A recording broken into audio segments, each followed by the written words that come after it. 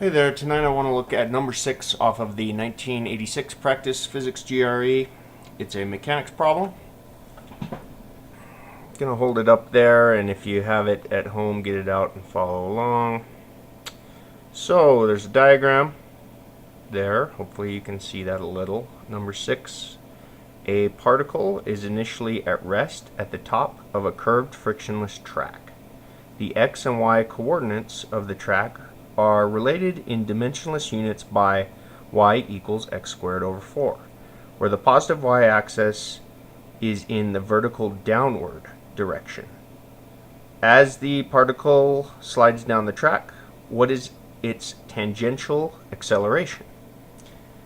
As usual, I want to take a quick glance at the answers before I even start the problem. The answers are part of the problem after all. The answers are going to actually prove really useful. I'm going to do this problem in two ways. One is what I would consider a really good way, and one is a good way.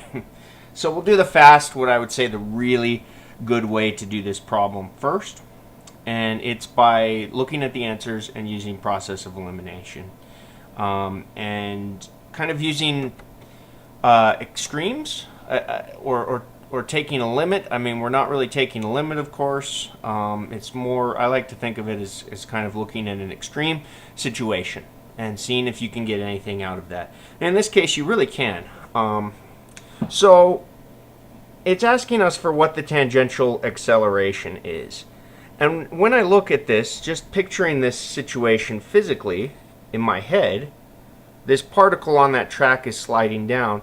I can't really intuitively say much about what the acceleration is going to be, with one exception. When I look and I kind of imagine in my head on this side, as it's going down this way, so as we're going down and you progress further along in the x direction, this parabola, it's a parabola shaped track, is going to trend more and more to going straight down.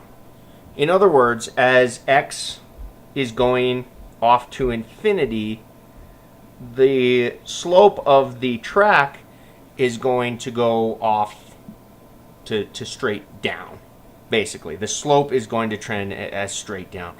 And what can you say about the tangential acceleration, the acceleration tangent to the track, if the track is going straight down, let's say? So if we imagine the track going straight down, what is the tangential acceleration? Well, there's no normal acceleration. The thing's not hooked to the track or anything. It's staying right next to the track, but it's falling straight down. And what do we know about objects that fall as described in this problem? What is their acceleration? It's going to be g. It's going to be the same as a body in free fall. All right.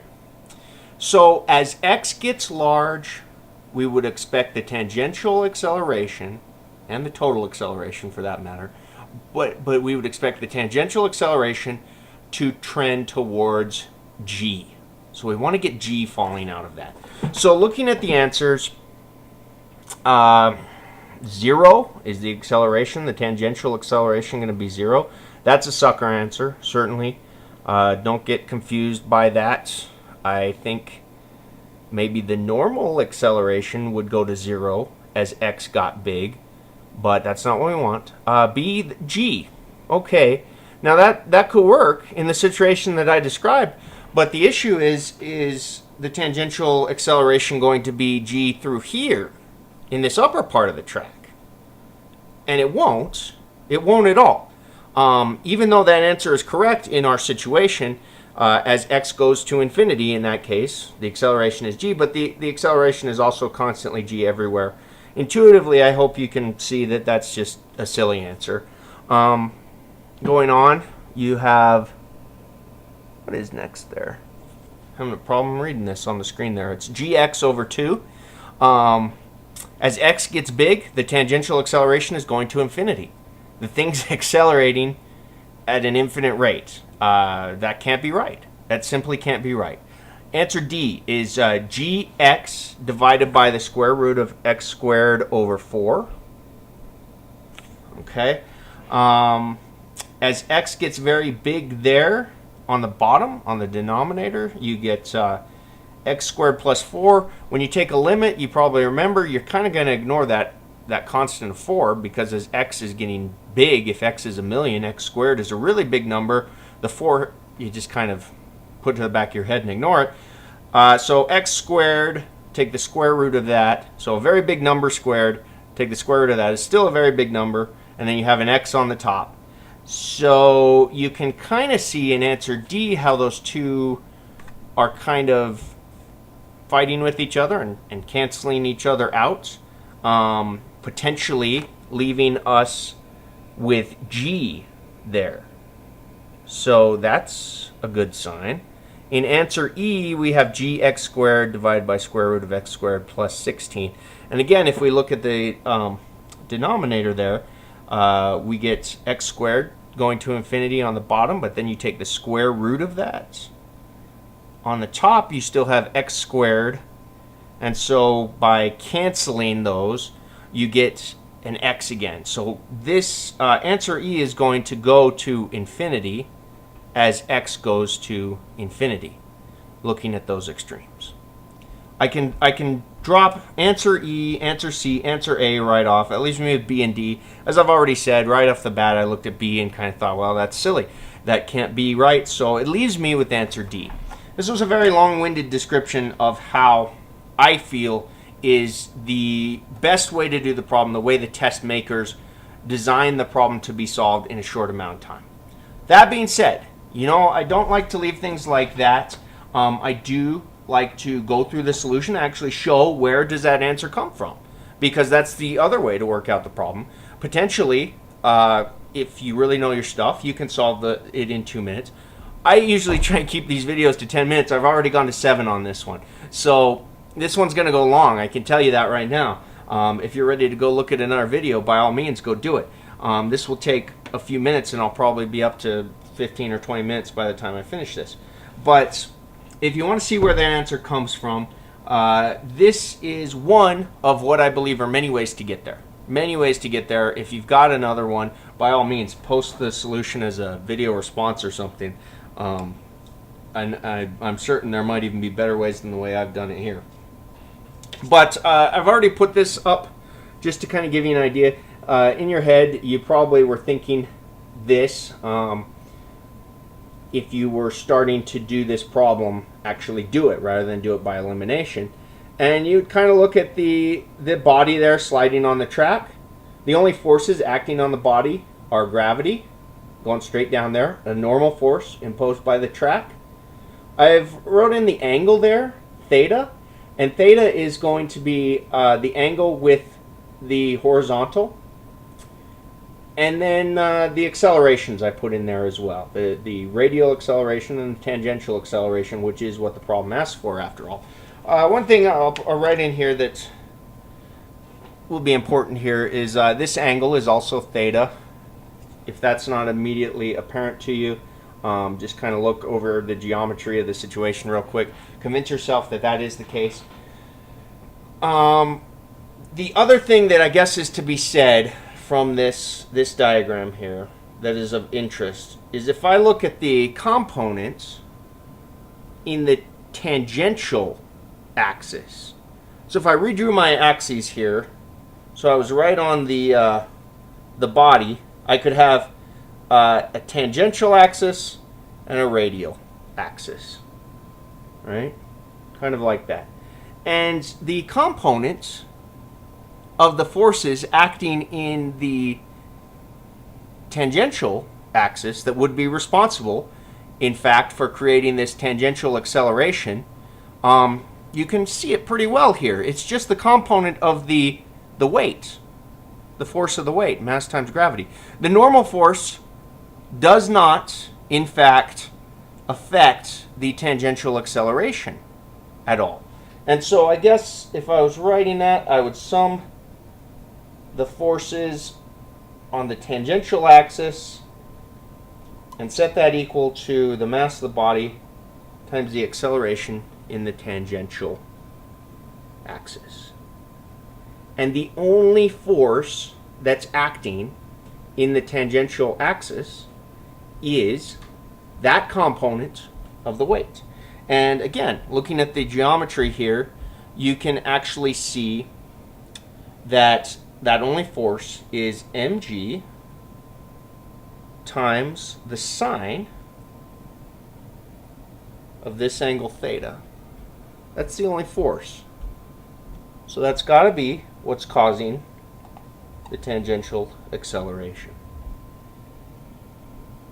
Okay, so that's all fine and good. I could kind of do some cancellation there, cancel out my m's, and I get a sub t equals g sine of theta. That would be fine if I knew theta, but I don't know theta. And that's actually where the meat of this problem is finding theta. And that's the angle of the, well, it's that angle that I've drawn in there, and it's represented in two forms there. It's either the angle between the normal and the weight, or it's the angle that the track makes with the horizontal. To get that angle, this is kind of the tricky bit. You have to get the slope of the tangent line. And so do you remember back into calculus how you get the slope of a tangent line? When they give you something like they've given us, the equation of our parabola is y equals x squared over 4. So what would be the slope? If I wanted to plug in an x value, or y value for that matter, but an x value, and get the slope at that line, how would I do it? Well, you're going to take a derivative, right? So dy dx is equal to rise over run of a tangent line. Okay, I'm not going to write all that, but the rise over run of a line tangent to the curve. Okay, so dy dx of this, I get 2x over 4 equals x over 2. Okay. And that is also equal to sine of theta over cosine of theta, in terms of that angle that I had drawn in here, right? So x over 2 equals sine of theta over cosine of theta. That's great. I'm getting close there. What I had in my equation before is g sine of theta equals a sub t. Well, I would love if this was all in sines. Can I solve for this in terms of a sine? And as it turns out, you can. It's a little messy, and that's why I say there's probably better ways to do this problem.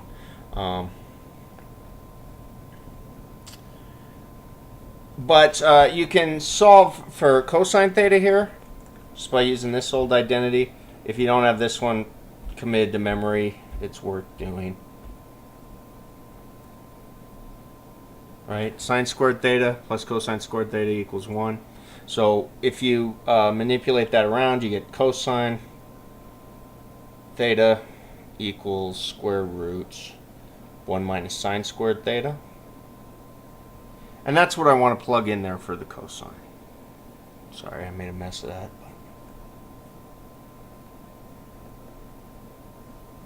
Okay, so I got x over 2 equals sine theta divided by the square root of 1 minus sine squared theta.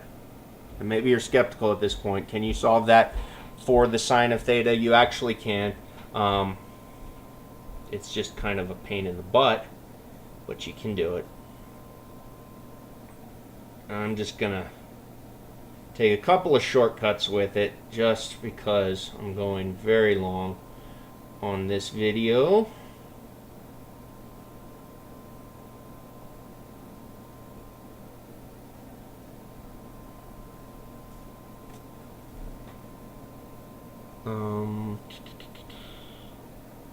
Okay, so what I've done there is I just multiplied this by the x over 2. In fact, let me erase this so it's a little more clear.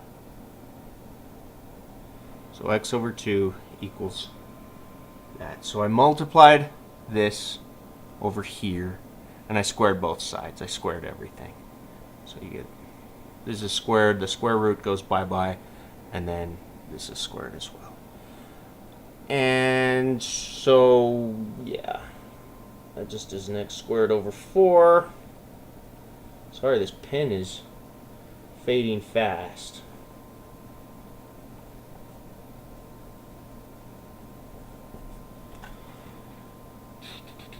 And just, I'm going to do another manipulation here of that and pull out the sine squared.